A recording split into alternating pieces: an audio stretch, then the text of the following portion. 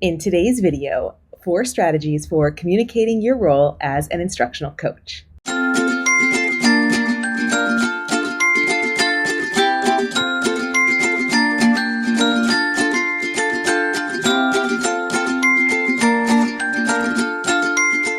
Hello, coaches! Welcome back to another episode of Coach Better Quick Tips.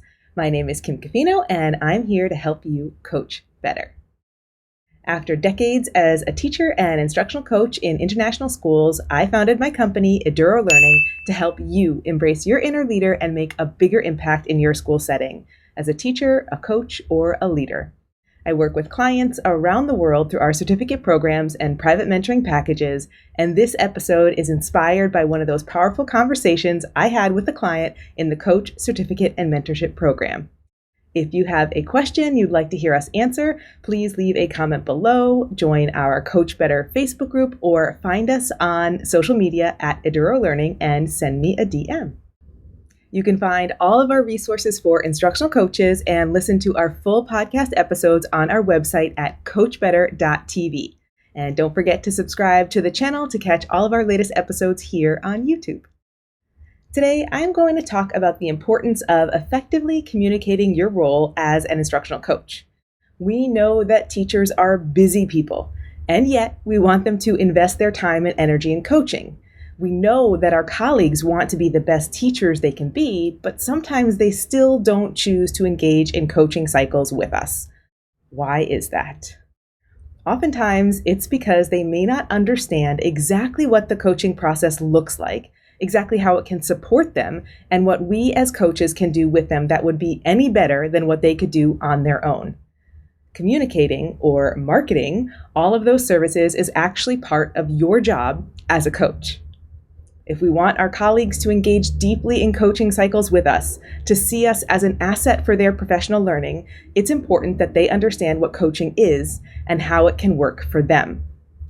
To do that, we have to take a proactive approach in communicating our role. This means we need to communicate all of the aspects of our role to our coachees on a consistent basis. And because teachers are so busy, we need to communicate it again and again in many different ways.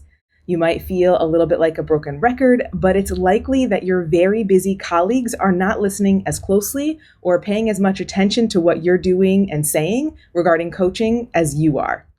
Sometimes we can get stuck in the trap of thinking that no one wants to be coached, and I'm tired of repeating myself. And although we might be facing some true reluctance for a variety of reasons, often it's genuinely because teachers may not know what you do, how you do it, and why it might be right for them right now. Don't let that feeling of reluctance get you down. Don't let that feeling of repeating yourself stop you. The reality is that talking about our coaching services once at the beginning of the year is simply not enough. And once at the launch of your program is definitely not enough. Think about the amount of teacher turnover you might have had since the last time you talked about coaching. Think about all the things that might have happened in your school, in your community, in the world, in your teachers' individual lives since the first time you talked about coaching with them. It's likely you're going to have to do it a lot more than you want to and a lot more than feels comfortable at the start. We need to help our coachees understand that they do need support and that they can get that support from us. Today's episode is going to focus on 4 ways you can think about communicating your role to your coachees. All of the strategies that I share in today's episode are featured inside the Coach Certificate and Mentorship program in Phase 1, Finding Clarity. We dive deeper into all of the topics I'm going to talk about today, and you actually take action to produce some of the resources that I'll be talking about today and implement them in your school community to see how they work in your unique context. You'll be doing all of that with the support of a mentor and a global community of coaches beside you. So if you want to follow this process, you want to create some of these resources for your teachers with that support throughout the experience, you can do that with us in the Coach Certificate and Mentorship program. Get all the details for our annual global cohort over at edurolearning.com/coach. And if you want to see what a week of learning is like inside the coach before you jump into that academic year-long program, you can grab a free sample week of the coach at edurolearning.com/coach preview.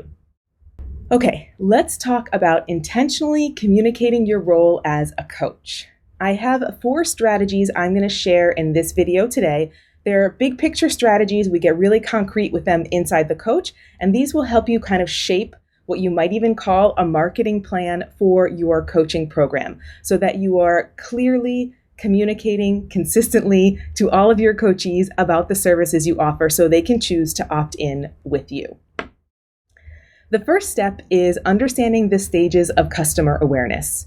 This concept comes from consumer marketing, but it applies just as well to coaching because ultimately, as coaches, we're marketing our services. And when you better understand the stages of customer awareness, you can really meet your clients where they're at instead of hoping they just come and find you. The stages of customer awareness are problem unaware, problem aware, solution unaware, solution aware, and product aware.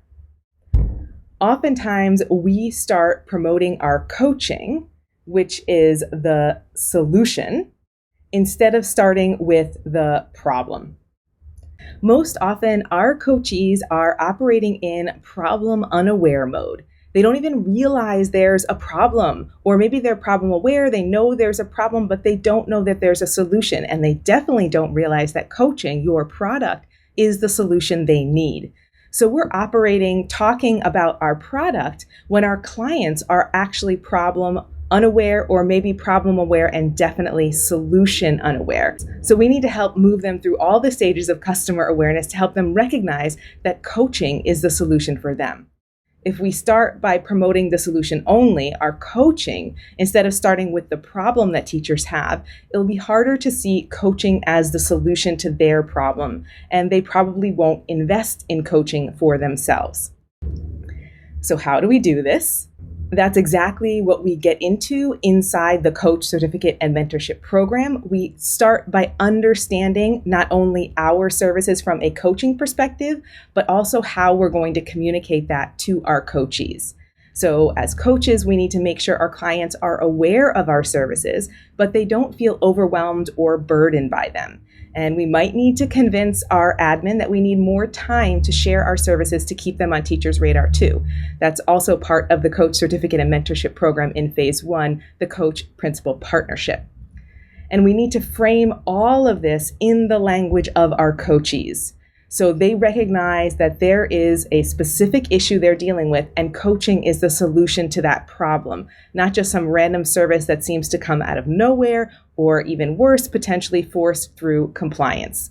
Again, that compliance piece comes into Phase 1 of the Coach Certificate and Mentorship program in the Coach Principal Partnership, where you clearly align your role with your principal's vision of coaching so that you can make sure coaching is non-evaluative and easy for teachers to opt into. To start this process of customer awareness, we're going to move on to my second strategy, which is conducting a needs assessment. A strategic way to bring some customer awareness to your coaching cycles, your coaching offering, your coaching services is to conduct a needs assessment first. This way, you'll have a solid understanding of what your coachees perceive as their needs and the language that they use to describe the problems they're having. It doesn't have to be a formal survey, although of course it can be, but whatever opportunity you have to find out what teachers think they need support with is where you can start. This can even be through individual conversations with specific teachers as part of your relationship building. We work on your needs assessment inside the coach too, so if you need to design a survey or a strategy to help you get this information from your potential coachees in your school, we can support you in doing that inside the coach. As soon as you know what teachers perceive as their potential challenges, you can start targeting your coaching services at exactly what they need. And you can do that in their exact language. As a coach, you probably have the curse of knowledge, and you might describe the same exact issue as a teacher, but using more precise language. Even though this might be more exact for you and in the context, it's not actually helping them understand that you know and you understand what their problem is, because you need to be using their language, not yours. So that needs assessment is a critical part of communicating your role, because you know what teachers need and you can communicate it to them so they understand you know what they need. Once you have conducted your needs assessment and you have a clear picture of what teachers need and the language they're using to describe those needs, my third strategy is to create a coaching menu. A coaching menu is basically just a single or double-page document that identifies the services you provide as a coach in the language of your coachees, targeted to the specific needs they have. Kind of like a menu in a restaurant, but all the options are exactly what you want as a teacher in the classroom. You might find that sharing this menu in a digital format works best in your environment, or giving samples at faculty meetings is most engaging, or having other teachers share their successes is best. Whatever works in your setting, you'll want to keep sharing those menu opportunities that coaches have to work with you using their language as often as possible.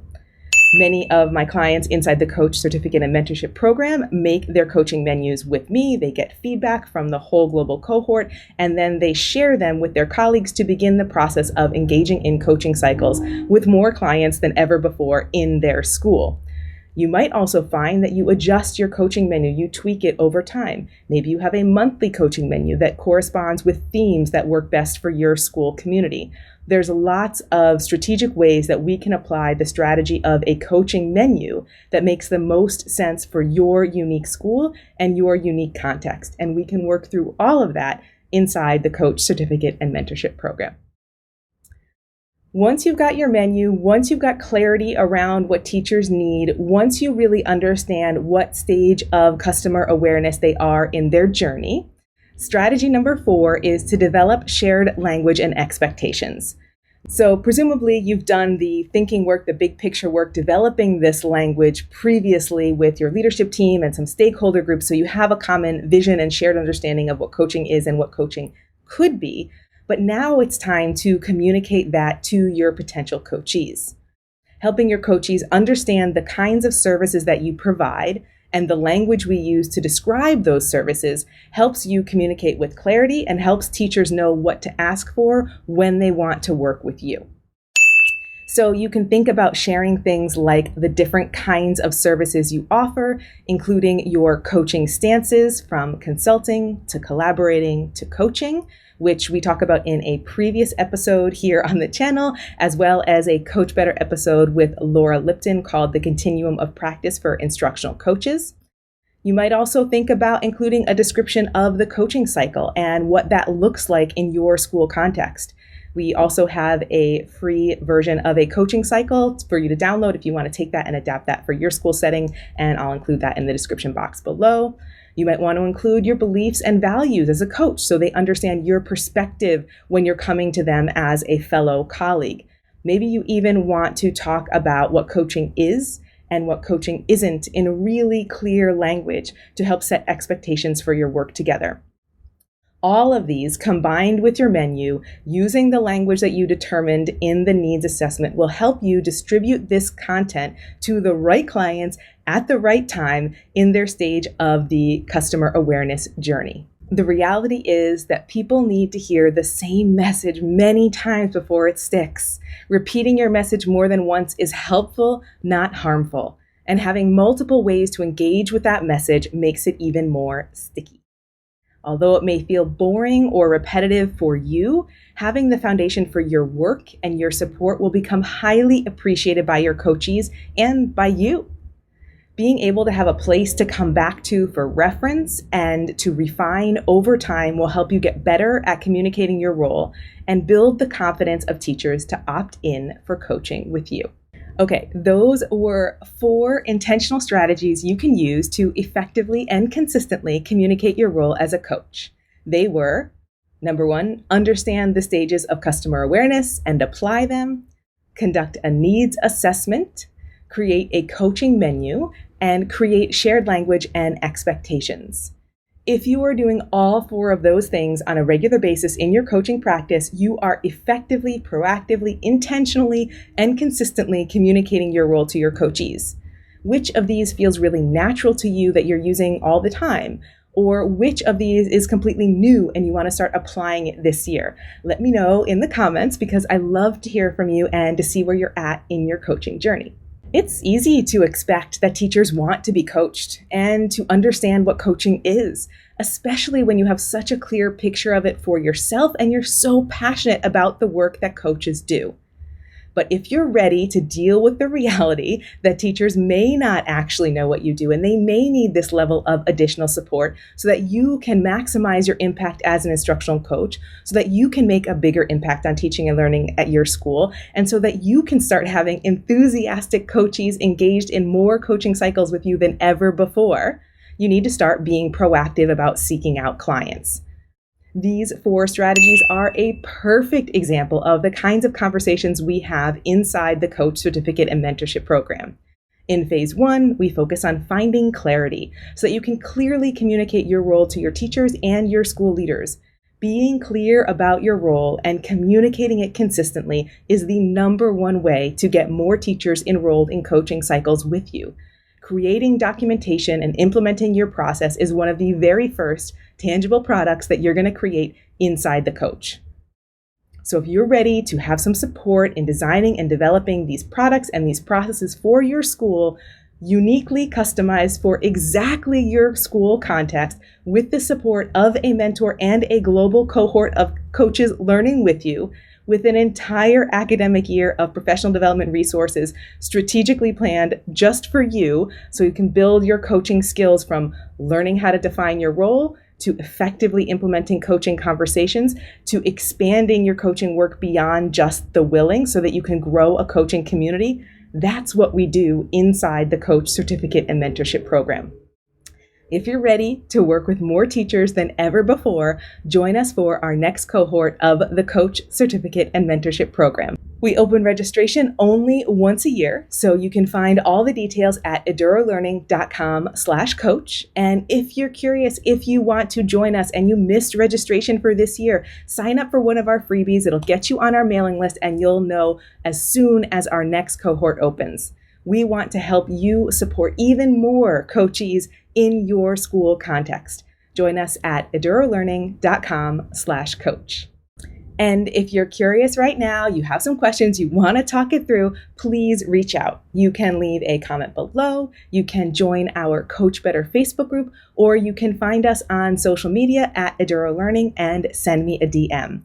I love to hear about where you're at in your coaching journey, and I'm super grateful to have the opportunity to support you in whatever context is right for you at this moment right now. See you next time.